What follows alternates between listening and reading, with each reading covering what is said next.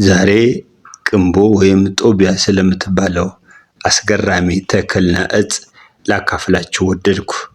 ብዙ ጊዜ በሞቃታማ በረሃ ላይ የምትበቅለው ይህቺ ተክል አንደኛ ለአጋንንት ስሯን ከወይራ ፍሬ የጊዜዋ ስር የግራዋ ስር ባንድ አድርጎ ዘፍዝፎ መጠመቅ 7 ቀን ማታ ማታ መታጠን ጥሩ መፍትሄ ነው።